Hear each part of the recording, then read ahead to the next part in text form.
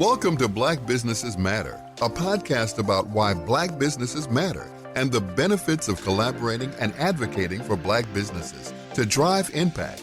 Each episode will cover legacy, hope, Black joy, funding sources, cultural shifts, equality, and so much more. We will provide inspiration and action while spreading some joy to a thriving community of Black business owners and leading thought leaders. I am Larvetta Lofton, your host and the founder of the L3 Agency.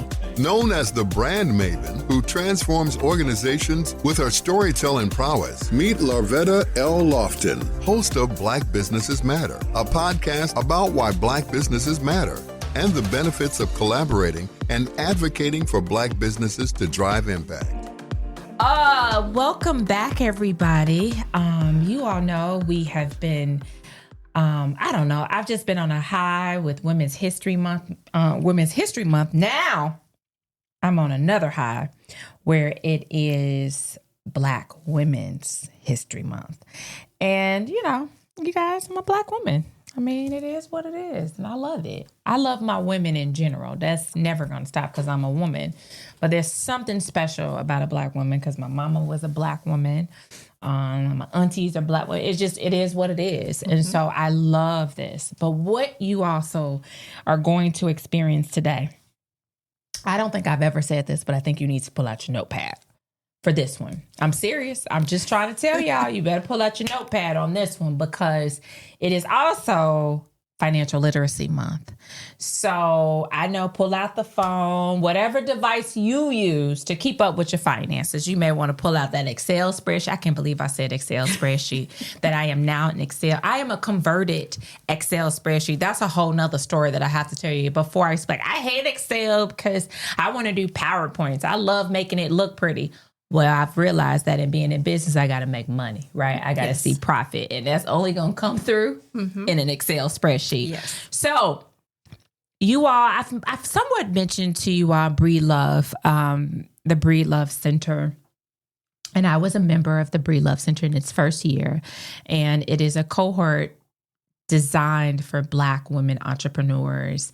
And I had the honor of doing it the inaugural year, and it was partnered with DePaul University. Well, that relationship has since subsided. And so they've continued it also with the YWCA. And so they've gone through probably 4 years, 5 years. I was a part of cohort 8. 8. Oh my gosh. 8. So 8. And it may not be years. Yeah. Because I think they may do it twice a year. But it's a really great community. And I'm sharing with this because I want you all to understand how intentional I am in making sure that these stories are being told of incredible businesses that are doing some outstanding work in their own right. So a lot of times people ask us, how do we get our guests? Like, what do we do? And oftentimes I don't really have to do a whole lot because I'm in communities where I'm surrounded by business owners. That is my community. Not that I exclude people that are not, but that is my community. And so when I hear it and I'm like, oh, you should be on the show, I'm like, let's make it happen. And so I have the pleasure of having my Breedlove sister here with me. And I get to sit in the studio with her, whereas I had the pleasure of meeting her when she was sharing her story and getting her certificate at the end. And I was there to cheer her on. Yes. So now I'm here to really allow for you all to learn a little bit about her and how she is impacting the world in financial literacy. So Sanja E. Noble is the Director of Treasury Operations, managing multi-billion-dollar budgets annually. I make sure I say billion because we love to hear millions. We done with the millions. Right. We in this place of billions, okay? No more. A million is still fine. We're not saying not. But let's figure out how to build multi-billion-dollar businesses. She is also the founder of Premier 72, helping baby boomer business owners with succession planning and exit strategies. So I teased her because she's in this financial world. And I was like, oh, Lord, I got to get my mind right. But I said it because she is serious about making sure that people have succession plannings and know how to exit from businesses, right? And if you haven't thought about that, I told you all to get a piece of paper. I told you to pull out that journal. I told you to pull out that phone because she's going to drop some nuggets that you may want to hold on to, download this episode, and, really take some time and listen, because I think we're going to get a lot of financial literacy in this episode. She is a Goldman Sachs 10K small business alum. She holds an MBA and master's in project manager. And Sanja serves on the board of Women in Public Finance. Take a breath. And the Chicago Municipal Employees Credit Union. In her free time, she cheers on her son's collegiate baseball careers, which we're going to dive in that a little bit, because she ain't got no small fry kids that's just doing, some small leagues. They didn't been to Japan and, doing great things. So I love to hear that. So welcome to the show. Welcome to the show. Thank you so much for having me. I truly appreciate being here. Oh, and let me say this. I love your hair. It's so Thank pretty. you. It's so gorgeous. The gray is popping, girl. I've been graying since I was 15. Really? Yes. Most of my family members look like this, so yes. It's just so pretty. Thank you so much. It's so gorgeous. I think it's an in thing, but when you're like, no, this not in. This is who I am. This is who I am. I've been graying since 15, and most people stop me on the street and say, "Hey, well, what color is that?" I'll be like, "My color."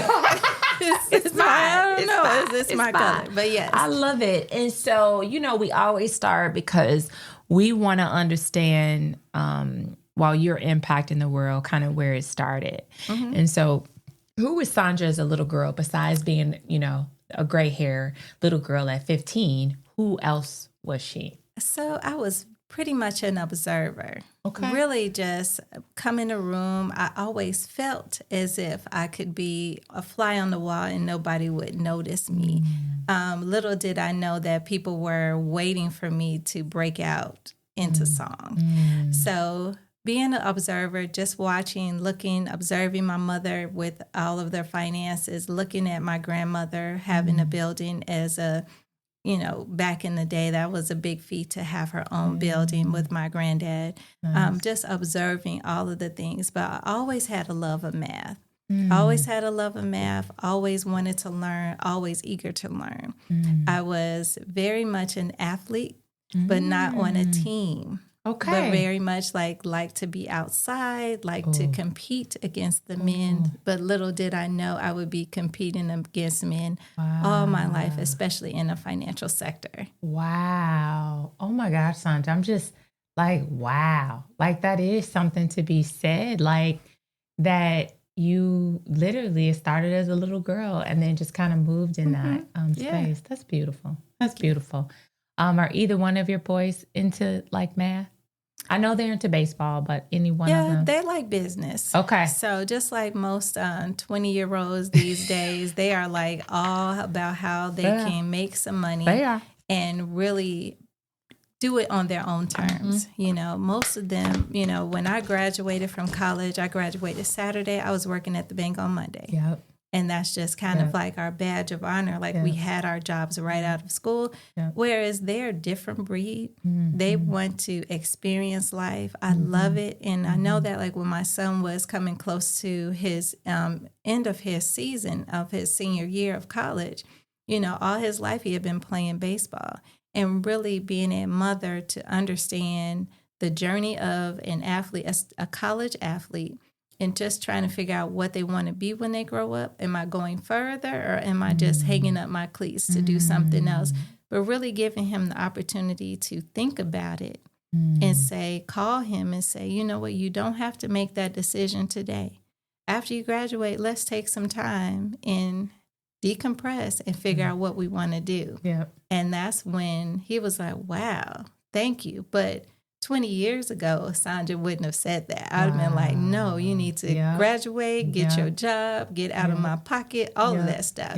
But just being happy to be who I am today and be able to give that opportunity to my boys is great. Yeah, that is awesome. Yeah. That's incredible. I think we have to realize that, honestly, I feel like this year marked 25 years of being in business, right? Wow. That's great. I know. That is phenomenal. It's kind of, I know. I need to take a breath. So like 25 years. 25 years. You know, most people don't even last 2 years. I know. So that's great. And when you said that, what always comes to me that at 25 years, like I think of it reverse, right? I'm 25 years old versus thinking I'm 25 years, right, experienced, right? Because what I realize is that just at 25, just what you kind of sharing with your son is that you're now just like way more curious about other things. Oh, absolutely. You know, and, you know, I've always been a curious girl, as, you know, that's just who I was. But, you know, at 25, I'm like, I want to live in New York. Oh, I want to live in LA. Oh, I want to go here. I want to do this, right? And so realizing that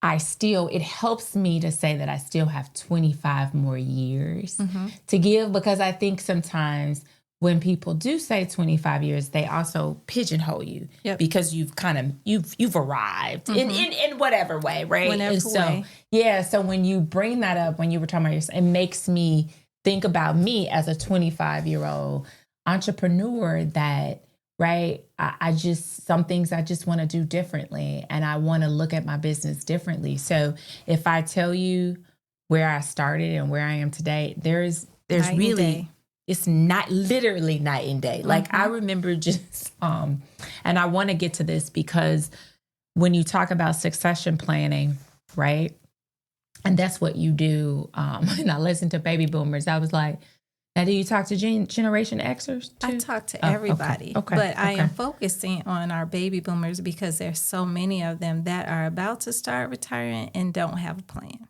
Wow. Yeah, so most of them were just thinking, okay, yeah, I've had my business for X number of years. I'm ready to retire. I'm going to put a sign up as if it's a house and somebody's going to come and buy it. You know what I mean? And then what ends up happening is they just end up closing their doors because they stop doing the things that they need to do on a daily basis, like, you know, actually marketing. I'm tired now. I'm almost close to 70. I want to retire. I'll stop. You know, I'm referrals good, but I'm not going to do my marketing that I had been doing when I was 30, 20, all of that stuff. It's a lot of work. That's true. So when you're not doing that, your business is suffering because now you don't have as much revenue coming in, and you're living off of your revenue. You know, this little pot of people clients. Here. Yep. But that's not sustainable. You know, and nobody's going to come and buy it if you're not growing your business. This is not continuing to grow. Your revenues are not increasing. They're decreasing. So I'm not buying a problem child. I want to buy something that's going to be an asset to me, not anything that's going to be a job. So, you know, obviously when I see succession planning, exit strategy, right, it wasn't until...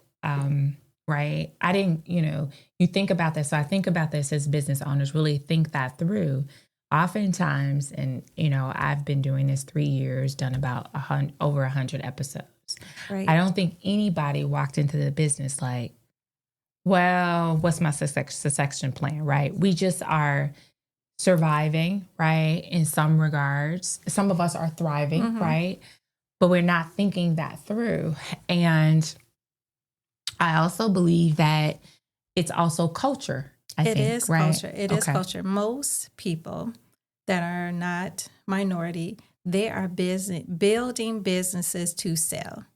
They are not like you or me. When I first started, I was like, oh, this is my baby. I'm working on this. I'm very protective of it. But that's not the way a business is supposed to run. A business is supposed to be able to stand alone. Without you. That's true. Most of us are like, well, I'm going to go on vacation. I'm losing business. I can't go on vacation. There's so many husbands and wives that are upset because the wife want to go on vacation. The husband say, well, I'm not here, even if he's a landscaper, to cut the grass of all of my people. So it's really something culturally, but we really hone and hold on to things. And we also want to build for our generational wealth. Well, we also need to start having those conversations with the next generation to find out, do they want it? Do they want to participate, or is there something that they can do instead of. Yeah. But people are looking at their businesses as their nest egg for retirement when, you can also sell it outright, being in 5 years, and go take that money and go do something else. Yeah. Build another business. Yeah. Have multiple. Yeah. So it's a lot of things, but I think that we just kind of get stuck and get in I our agree. own way. Agreed. So I'm just on a path and a mission just to really tell people like, hey, when we're starting this, let's come up with your exit strategy right now. Yep. So that we can put things in place, like get your exit strategy, Yep.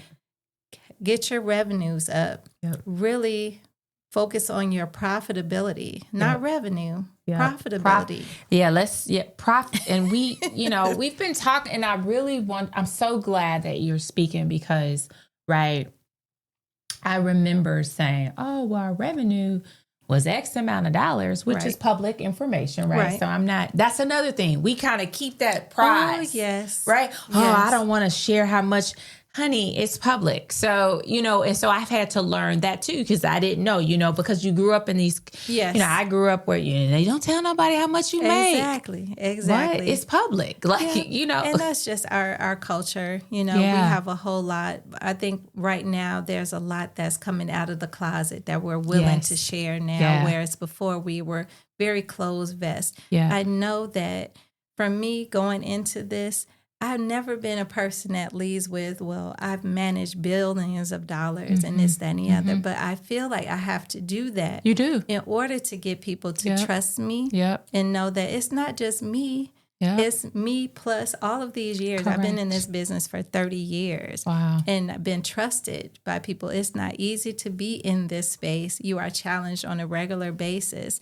But what you're trying to do is get people to trust you, to know that I'm not trying to take your money, and I'm not trying to call your money little, but I'm not trying to take your money. I'm trying to help you. And I've sat with so many people that their arm is about to fall off, but still won't tell me that it's hurting. I can look at your number and see that you're hurting and that you need our services. I'm just trying to help. You, Sanja, I think you have, and I say this all the time, that service-based businesses are, to me, are your prized possessions, right? Mm-hmm.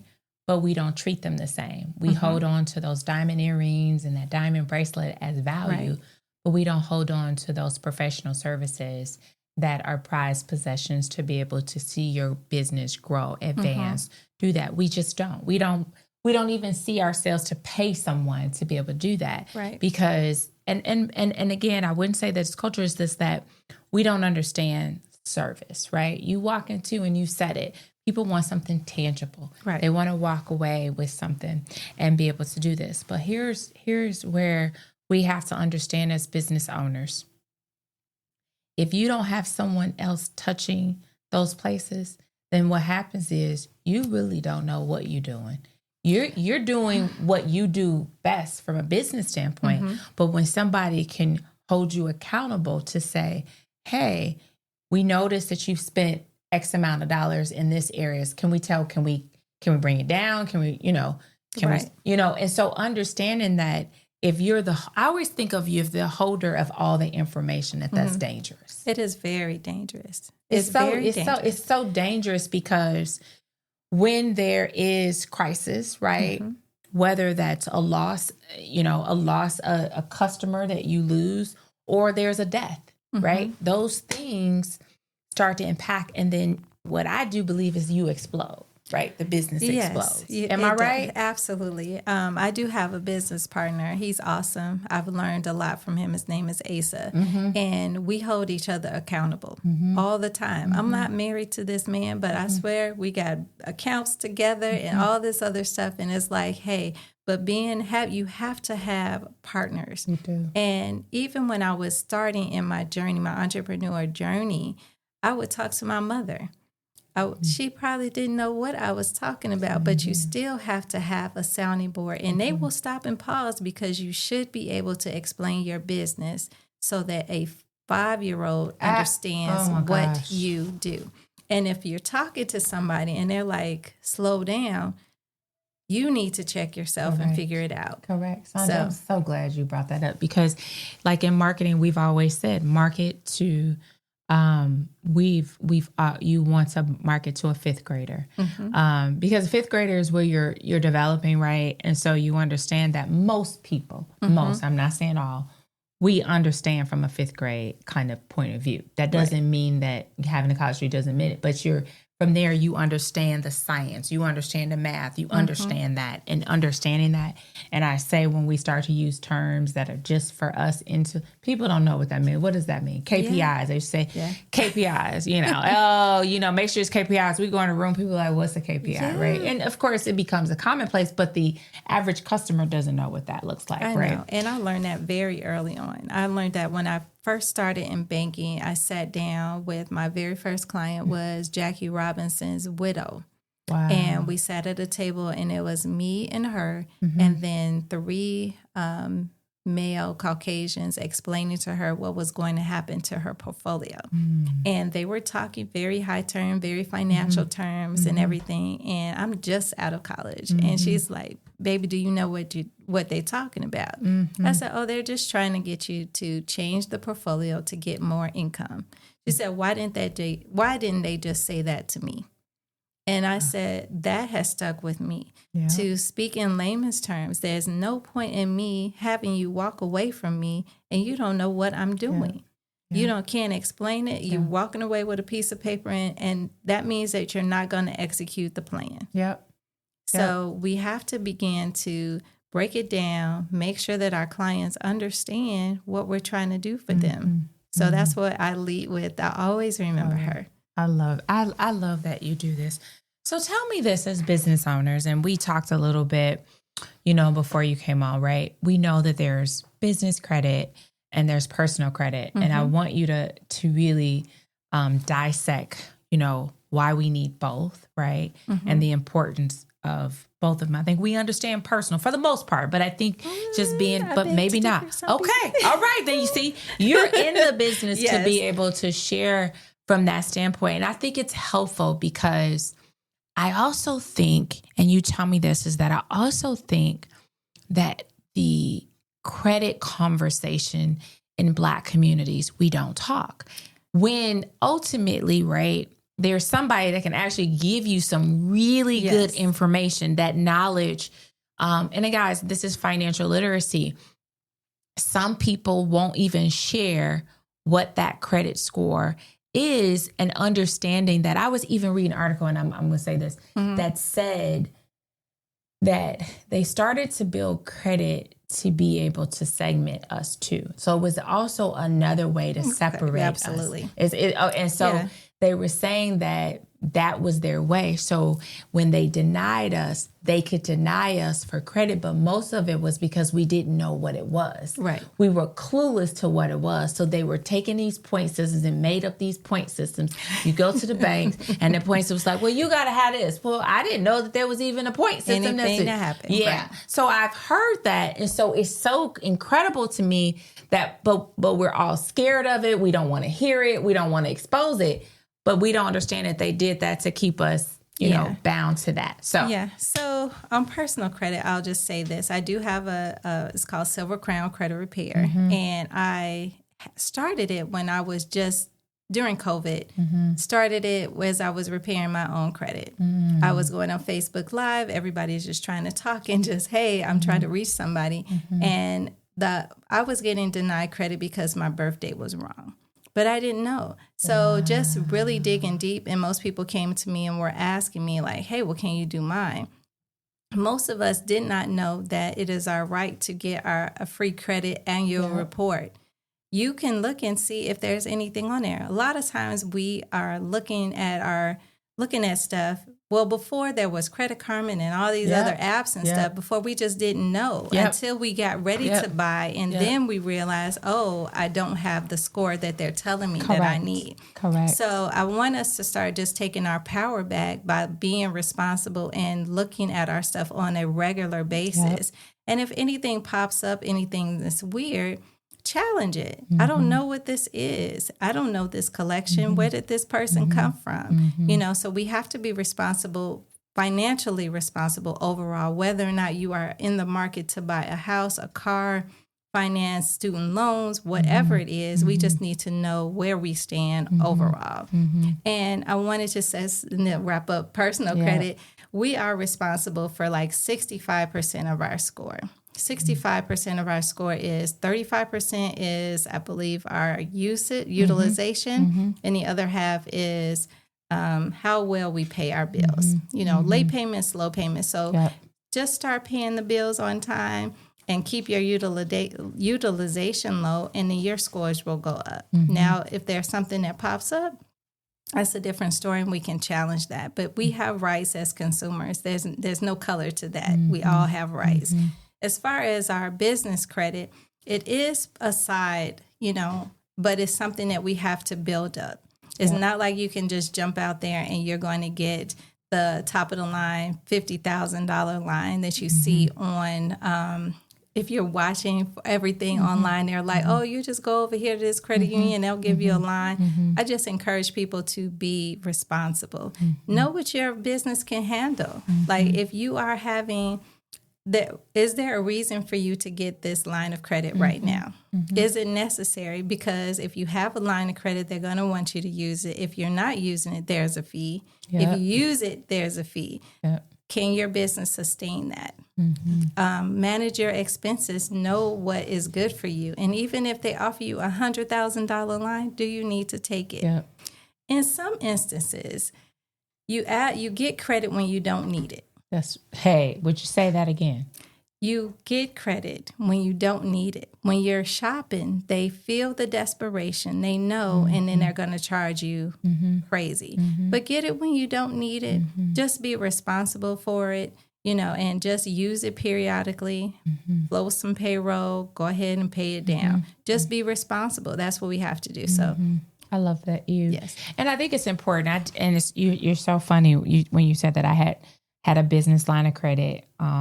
Got it because here's the thing. Got it just in case I needed it.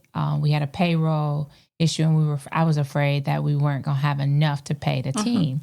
So I went and got it, and so I ended up using it just to, you know, I didn't need it, but ended up using it, and so realizing that piece was, and I only used, I think it was like 60,000. Girl, I used like 2,000, 3,000, right? But one of the things that and I'm also one of those people that believe that, you know, work credit the way you need to work it. Like, however you need to work it. Sometimes you do have to have the interest rate because you're trying to build something, right? Something. But at some point when you've got some cash, pay that sucker off. Right. Don't leave it there, right? Don't leave a balance there that with interest rate if you don't have to. Right. And so I think that's the thing that we have to understand. And I think the other piece about it is, what's your thought on, you know, I hear people say, use other people's money. Absolutely. You're supposed to. And I like that. See, I told you define it. I told you that you are familiar. Because there's a point. But why do we, you know, when we talk about some of our minority businesses, why are we so shy? Why do we shy away from using it? I find that there's people that have glory. I built my business with all my money. Right. I mean, you know, they're like, I use all of my money. I've never used, and they wear with pride. They would. But at the same time, if you are using other people's money, you can build it twice as fast. Yeah. And so I think that we don't have that mindset. Yeah. We have to start using other people's money. If I can go out on the street and I can buy 3 houses with other people's money and then create a revenue stream for me so that I can pay them off and still put money in my pocket, why wouldn't I do that? Yeah. I can't buy 3 houses with just my money, but I can buy it with their money. Yeah. And I think you said it from the beginning, right? We didn't look at our business from that angle, right? We did not. That's not how we didn't. Right. You said, and you know, non-minority businesses, they built their business to sell. We built our business, I think, and I love this. We built our business to tell everybody, I got a business. And that's interesting. Yeah. You know, I'm an entrepreneur. It's what I've been doing. but are you making money? And I am a mentor now. And one of the things that we sit at the table, and I use the word judge lightly, and just give feedback, because I don't want to judge anybody's business. I know we serve as judges, but I don't want to, because I'm careful of that. But we have to ask, like, who's making money? Like, where's your profit? Like, where's this coming from? Are you spending more time here? You have to look at that. Look at, are you really making money, or are you really just passing through money? Like just having it pass through? Yeah, it's very different. So our entrepreneurs, we sit down and we do the profit first methodology, which is you're taking your profit first. Any dollar that comes in, you set aside money for your profit that goes into growing your business. And then we also we're looking at your expenses. Okay, 65% of your expenses, that of every dollar that comes in, 65% goes out the door for expenses. That's too much. You should be way below that. And if you're not, you need to start working your way down towards that. What's a good profit margin for a sustainable business, a service-based business? I would say 50%. That's good. Yeah, I would say 50%. And a lot of us, and I would say it may take you a minute to get there. And why I say that is because we got startup costs. You don't know. We got marketing. We got to generate our revenues and stuff like that. But then as you're starting to make money, you can start paying down that debt, making adjustments, cutting down expenses. You figured out what works and what doesn't and start going there, because you want to put more money in your pocket so that you can either start buying businesses or start just expanding across the country or just doing whatever you want, going into different services. So you want to have opportunity. You want to be able to move with the market. Yeah. You're listening to Black Businesses Matter, and we will continue our conversation in a second. But first, take a listen to this special message for our BBM fam. We know how important it is to stay connected, so why not join our BBM Fam Club for special announcements and exclusive offers by texting BBM FAM to 312-300-1300. That's BBM FAM to 312-300-1300 today. Now let's get back to Black Businesses Matter. At what point do you think that business owners should look at succession planning and exit strategies? Day one. Wow. Day one, I need to Even though that may not be your way, you should still think of it. You still should think about it. Like, think about this. When all of these people are out here buying houses, they're flippers. Do you know who you're marketing to? Yeah. That dictates who and how much money you're putting in. Am I putting it in a high-end features, or is this going to be a rental property? Yeah. I got to know what I'm doing. Am I selling it to a single woman, or am I marketing to a family? Yeah. That's your exit strategy. Yeah. I need to know which way I'm going. And in terms of a business, if on day one I know that I'm going to work this business for 5 years, I'm going to have all my systems in place. I'm going to start training people so that when I'm ready to walk away, either one of these people that I'm training may want to buy my business. Yeah. Or I'm selling it to somebody and looks, oh, this is very great. Our revenues are up. You're profitable. You've got people in place so that when you walk away, they're not getting a problem. There's more of an asset to them. Yeah. As opposed to you having created a small business that has now become your job. And I think the other part is, right, and I'd love to get your thoughts on this too. As business owners, your advisory team, right? You've got your accounting, you've got business succession planning team, you have someone maybe for HR, you have these team of specialists and advisors who advise you. I think, and I really want to get your perspective, because when you were talking, I was like, do you have to like them? No. You have to trust them. Yeah. But you don't have to like them. Yeah. There's something to be said with friction. Yeah. It creates an energy, a ball. You're on guard, so you're defending what you're doing. But you need somebody that's going to challenge you. I don't need my friend to be a yes person. Yeah. I need you to tell me what I'm doing wrong, how to fix it. Yeah. Period. I think that was one of the areas that I had to grow because I felt like, well, I'm not this. Now I'm not aligned with everything, but I like it. I remember my first accountant, we were not aligned together. She thought I paid my staff too much money, that I should have been given more. Well, right, I'm not in finance, but what I knew is people. And I knew that if I could get a solid team to be vested with me, that the turnover and having to keep repeating people, that would damage my business. Right. And so I may take a loss for a minute, right? But long term, I think that it's going to be a gain. Yeah, absolutely. And that's relationship building. Yeah, and she and I didn't agree with that. There was tension there, right?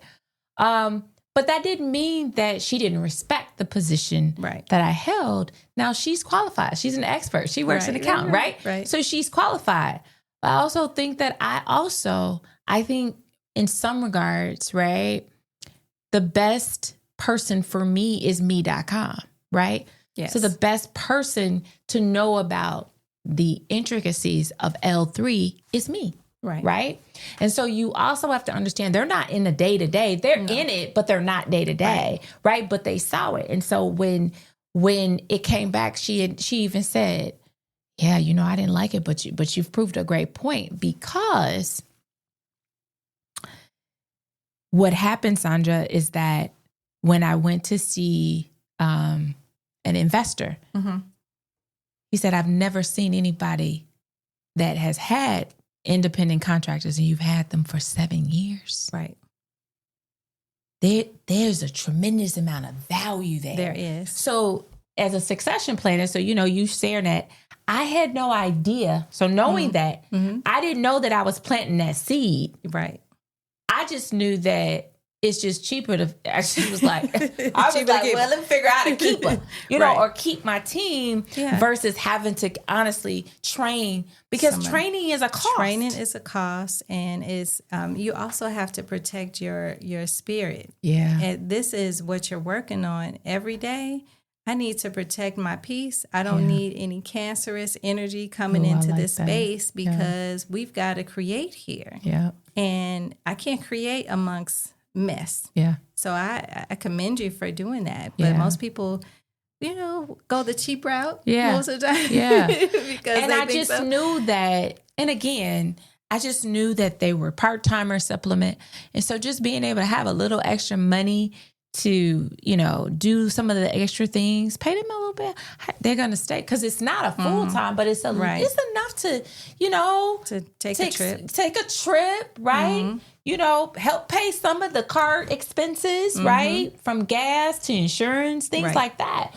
So I think that was, it was a move. And so I'm grateful, because so much of my team has, they've been with me for so long, right? And watch it grow too. So there's another part. So as you build on this business of succession planning, right? I really, and I tease you, you're in the finance world, but I tease you because one, I think you're, in some regards, getting people to stop being personal with the business, right? Not sharing this is my recipe. I'm not sharing it with anybody else. Right. But one of the things I do want to ask you, how can thriving businesses look at opportunities to buy another thriving business? Ooh. So first of all, they got to make sure they're making money. Okay. So let's look anyhow. The business that's buying should make sure. Got it. Yes. Okay. And sometimes you just have to start opening that conversation. Most of the time you don't realize it, but there are a lot of business out here that are not successful.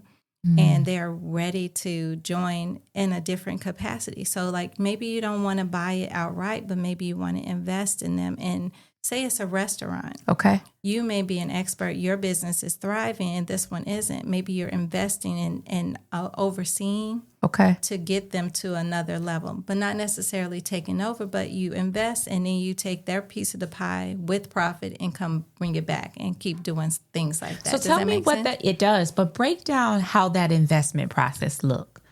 Because I think in some ways, it doesn't seem attainable. So let's say, for example, right? I like the restaurant business. I have let's just say I have a transportation business, right?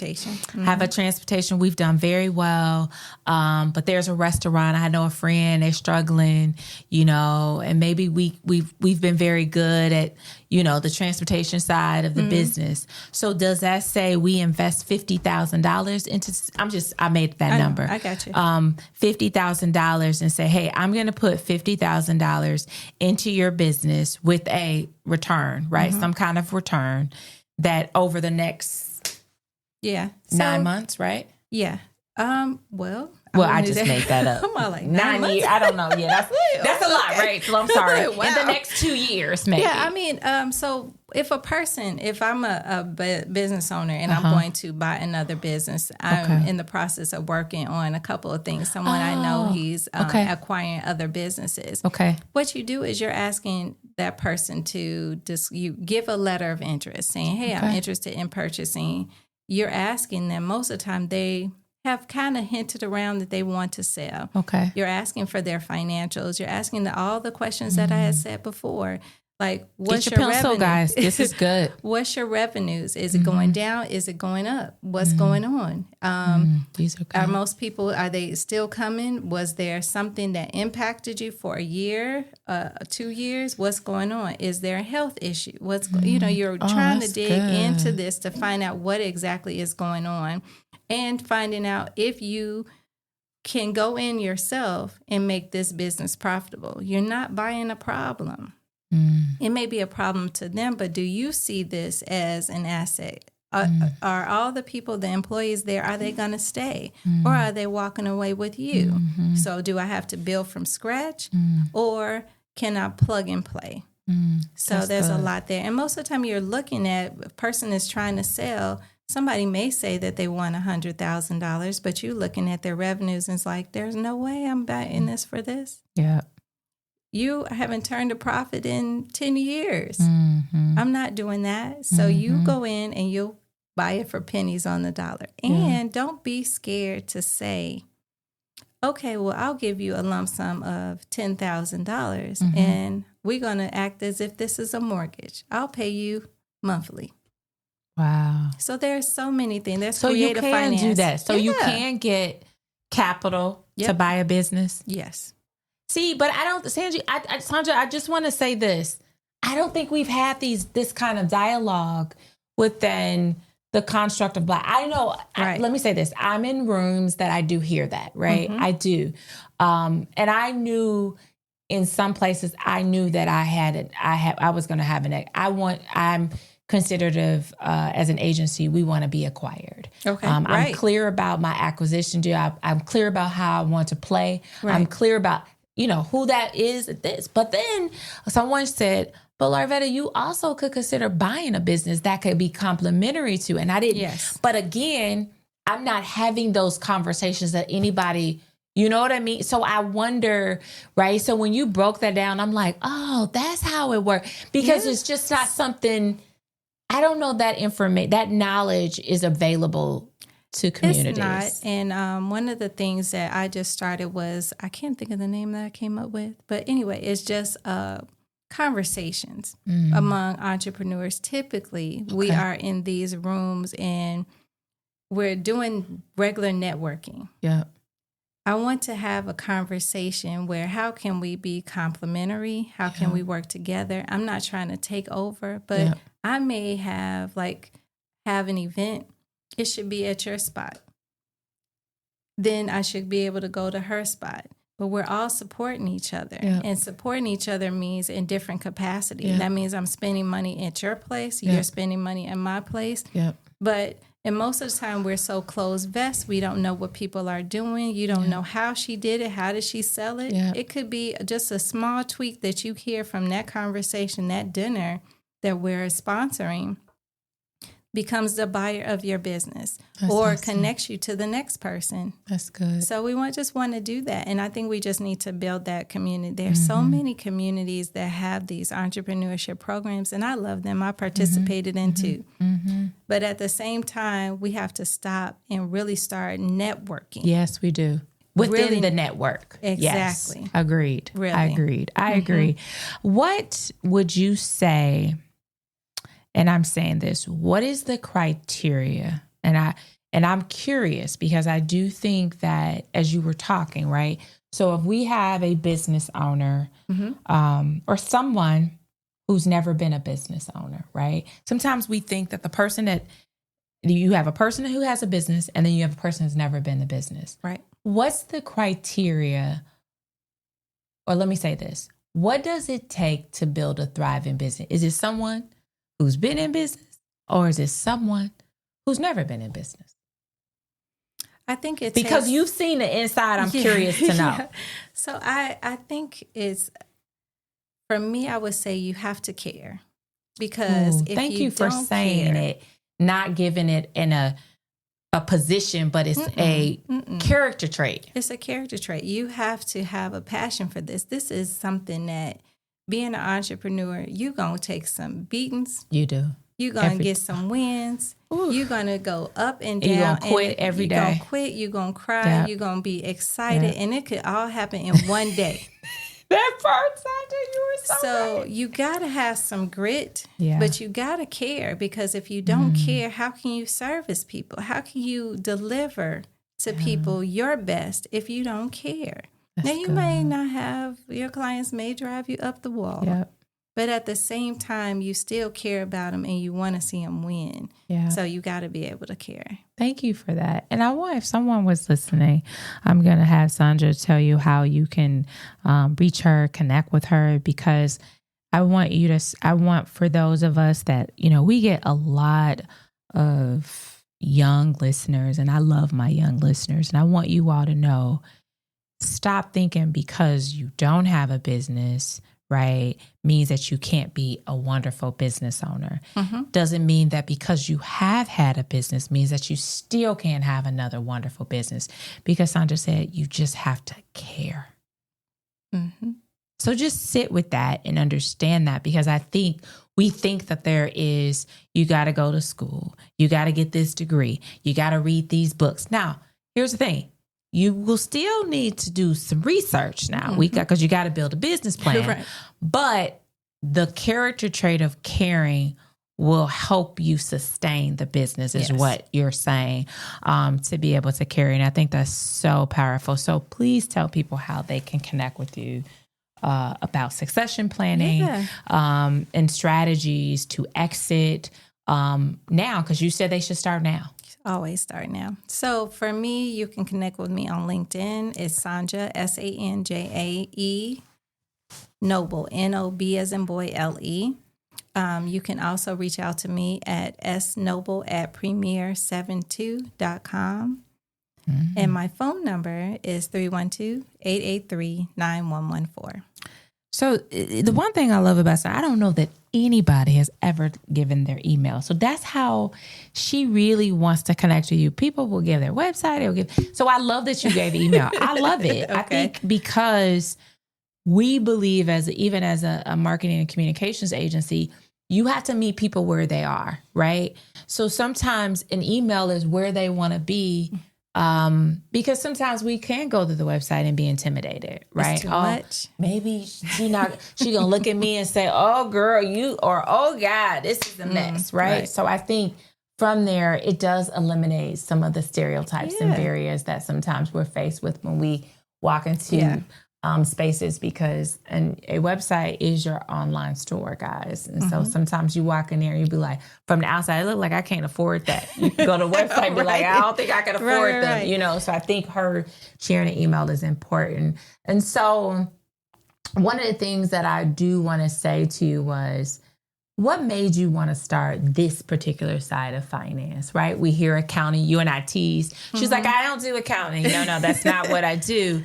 But this part of the business, what motivated you to say, this is the area that I want to focus on. Yeah, and I thought about that before we came. And I remember I was, I, as a little girl, would go to a particular dentist on the southeast side of Chicago. He was really the first entrepreneur that I knew. And I had been going there up until college. And then one day my parents were like, yeah, Dr. Cross, he retired. Now you can drive down 75th Street now, and that building is still there, and it's been vacant for almost 30 years. That's because there was no succession plan. So he retired, closed the doors. His children didn't want to be dentists. He didn't have a succession plan, so all he could do was just close the doors. And that really stuck with me when I was thinking about what it is that I wanted to do. I want to maintain these businesses in our communities that have been around for 70 plus years. But what happens if they're no longer there? If they decide that they don't want to do this anymore, that dentist should have still been there. There should have been someone that stepped in to service that community. Just like we think about the donut shop on Michigan and if something happens there, but like really thinking about these businesses should not have to shut their doors. Somebody should be able to take over, continue this, and thrive in the community. And so that's all I'm trying to do. Wow, that seed was planted so early. I love it. I love that. And now you've turned it into a very thriving business that is impactful. Yes. To be able to do that. So I have to ask you this. Why do Black businesses matter? Oh, my goodness. Because we're the backbone. We're the backbone of every community. And I think it's because we care so passionately about everyone that comes in the door, and we just want to help. So we've never been a community that has been like, oh, I've got to make $1 bazillion off of this one person. We really care about people and just trying to put out good quality things. And we need to have that in our community. We need to have that, and our little boys and girls need to see us working in our own community to sustain it and grow it. I agree with you. It's interesting. I was reaching out. I Googled a business. I was looking for HVAC. And so, I was going to reach out to some friends. I said, well, I was trying to find something in my neighborhood because I'm being more intentional with building your local neighborhood to be able to be supportive, right? So, you may know the big names. And I was like, look. So I went on Google, saw the reviews, and I was like, okay. So I called. But I'm going to tell you something. What I loved was that I called the business number, and then I was like, oh, I'll call back, because I knew it was 5:30, right? And then I called, and then they called me back. The owner called me back on his phone number. And I'm only telling you this story because it's so relevant what you just said. And so we talked, he asked me very thoughtful questions. Now, how long, when did you get the property? Oh, congratulations. God bless. Like, it wasn't just, so when you said care, he cares about his customers, right? He doesn't know me. He hasn't been on my property to know anything. And I just called him to say, can you service the HVACs? You know what I mean? The heater. And so, but the one thing that he said was, I asked, what made you do this business? Like, I just was curious. Right. His dad had the business. His godfather. And so he saw that his godfather was getting older and said, hey, maybe I should, get involved. And that's the thing. So, it's just when you said that, but that made me want to buy from him. Right. Because there was a thought that says, how can we keep this business? We're doing well. They're right in the community. To keep this business going. And he took my name. How did you hear about us? And it was just so thoughtful that I would have guessed that his godfather probably was he said, and all his customers loved him. And that was how, when my mother, she's gone to be with the Lord, but she was like everybody she knew that she wanted the people in the community to know her house, not just solve my water problem. Like, oh no, that's the lady with the red house. I know her. Her mama, she got a dog. They know that story. Right. And I think what you're saying to me is that they're in this place of technology, in this climate, we still have to have the personal touch. Yeah. It makes us feel good because everything is impersonal. Yeah. And I just want people to realize that Black businesses depend on that Google review. Come on now. So you need to go on, look, feel, touch. If you have a good experience, please share it. Thank you for saying that, because I always tell people that we run to those, because Google is a search engine. But I tell people that what do we first do when we travel? We Google. And you determine the places you want to eat, right? Yep. When you've never experienced or what have you. Exactly. It's the same thing. I was moving to a new neighborhood. Google it. Right. To be able to find something that I said within 5 miles, because that's what I want to do at this point. I mean, because I could have gone with someone else. But that, I agree. And we don't understand the power of Google. Like, to your point, if there's a good business, leave them that review. Like, those reviews help people to find them and ensure that they will have a quality experience. Yes. And it makes them feel good. Yeah, too. it does. It does. Oh my gosh, this was amazing. So, Thank you. These sons, I want to say this because I think it's important that she has 2 sons who play collegiate baseball, which I think is super dope. But one of them is they're in Japan or just came back from Japan. They just came back from Japan. Wow. Playing in Japan, right? My oldest played there. The youngest said he had to go to watch and be his chaperone. So it was great. So they were there experiencing it. But how many Black boys are going over to Japan to experience life over there, playing as there baseball players? As baseball players, it's totally different. Got to see them on YouTube. Oh, wow. And just the idea of coming up to the plate. Typically, there is some banter about, okay, I'm about to hit this ball, but just the level of respect that they had to give the umpire as they're just walking up to the plate to acknowledge him, giving him respect, and then playing the game is just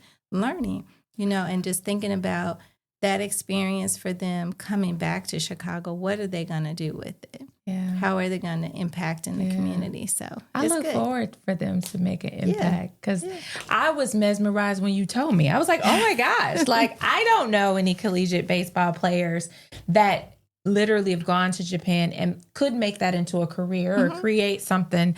And I think let me say this, that's as a brown voice, I'm excited. You should be. It's Mom. taking them, I want people that, people, I feel like with the sports that they put their children in just to get them to have something to do to get rid of it. But just really, it has opened quite a few doors for my children. And I want you to think about what that can do, just exposing them. So even if they don't play baseball, they could become scouts. They could be, owners. My son really would like to be an owner. Really? Just thinking about what you can do to create in your space something that you truly love. This is a special episode, guys. It was very special. I felt the special part of this episode, because this episode really, ultimately, we talk about financial literacy. This is perfect for even high school students. Like, you really did help to be able to get past the vernacular that's used in I'm using a big word, you all. And the big words to really just synthesize so that people could really understand what that meant. And I think you did an excellent job at that. Thank you. Because it's something that, I don't know. So I get to bring guests on so I can learn, so I can be able to connect and have people collaborate and learn. That's my goal of this podcast. So as we wrap, what brings you joy? Because you're just smiling, and I see it all over you with even your voice. But I know that's your joy. And some people said that is a default, but I what brings you joy? So what brings me joy is Black love. I am loving Black love. I'm seeing it everywhere. Like yesterday, I sat down with 2 of my good friends from high school, and being a divorcee of mom and with children, being able to see my friends and myself experience love again is like so great. That is so, you guys, she just opened up a can that most of you all don't know about me, but I'm gonna just throw it out there today because you said it. Okay. This is what they call an extended version of our podcast today. We got an extended version because I don't know that I've ever revealed this because actually my audio engineer that's here is actually my co-partner in what I'm about to say. Okay. So we've never, and he's been, working with me for almost over a year now with the podcast and coming into his studio. So pause for a second, guys. This is going to be different. And I'm saying different because she said something that I've never heard, that what brings her joy is Black love. And I think that I've told you I've done this over 100. No one has ever said that. Really? No one. Okay. And so we've heard kids, we've heard coffee, we've heard sunshine, and all of that's beautiful. I'm never minimizing, but the Black love, and she said from divorce. So I'm going to say this openly. For the past, since 2015, right, Delvin? 2015, I started a ministry for those who were faced with divorce and have worked in that space, since 2015 of helping, because I went through a divorce. There was a lot of public shaming that I experienced. Wasn't a long marriage, which was great in some regards. Mine was less than a year. That's enough to have 2 babies. So that's a blessing, because I've never met, and so mine was 14 months. Okay. And so this part of my life, when you say hard, was that I had to stand up for people, that there wasn't a space for them to feel safe and to be able to experience a safe space, but also experience love again. And so I built the ministry under my church. It is a full ministry, y'all. It's called Divorce Haven. It's trademarked and all of that. And so when you say Black love, as we've evolved, guess what? Both and most of all of the men from being a part of that remarried. And that's great. I mean, so I will say this. I have been divorced for 20 plus, almost 25 years almost, and really focused on my children. I would date here and there and stuff, but really focused on, it was my guys. We got to get them together and all this other stuff. And now that once they graduate, they doing their thing, I'm like, oh, well, what am I going to do? Good for you. But I was never a person that was bash any. Go do you, just leave me alone, But being able to be in this space right now and to say that I am loved and cared for is a totally different space. And then sitting down with my girlfriends that have been in relationships after divorce or whatever, doing the same thing, focusing on their kids, really being able to love again and to be able to receive it is totally different. That's beautiful. Please share with me that information. Because I don't cross this side of the business, not because of difference, is that creating a safe space, right? So people can be, they don't have to be the business, that moment, that's that space for them to heal, right? They're not networking for business, right? No. They're building. But the fact that you said Black love, because in that space for as long as I have been in that space and watching people heal, Sandra, we have literally helped over 700 people faced with divorce. Good. And that isn't wasn't because I wanted to gain anything, wasn't for me to make. It was just because the public shame of it all, and not really, for years not being able to know that I used to second guess myself. I don't know, did I make the right decisions? Because sometimes in marriage and divorce, we treat them, it's a decision, right? You go to school, you start a business, you get married. Those are decisions. And when that decision doesn't work, you seem to think that it's a personal attack on yourself. And you have to learn how to build yourself back up. You do. But what I will say is that people need to take that time to rebuild themselves, because it is a hard thing. Divorce is hard. It is hard. And actually sitting down and learning to love and like yourself is so important, because that, even if it wasn't an abusive thing, there's still shame. There's still feelings in there that you got to unfold and start loving yourself so that you can get to the other side of this. And there's so many people that don't take that time and just keep jumping and feeling and all this other stuff. I didn't pay her for this, y'all. I swear I didn't pay her for this. This was so natural. This was just an extended version. You forced me, and I say force in a nice way, right? I got it. To be able to know that, that's a part of who I am. And never was I ever ashamed to share. What I've always looked at is I've just departmentalized, right? Mm-hmm. What I do versus what I do in ministry. But today you saying care. The common denominator for me as the founder of the L3 agency, the host of Black Business Matter, and over here is care. Right. It's a heart decision, And so I think that that's the part that people don't know. So this, guys, was a very transparent moment.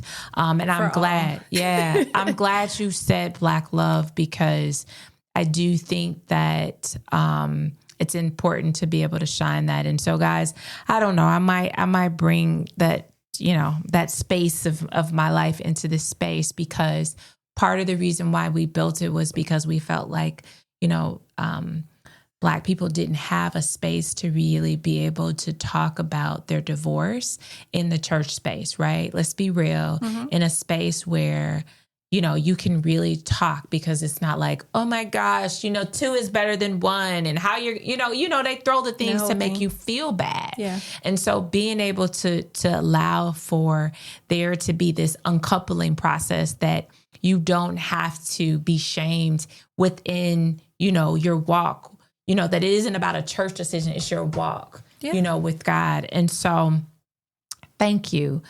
This might be one of my most prized possession episodes. I know we started that, but this might be one of my prize. And I say that because some days I wake up and question if I'm still supposed to do this.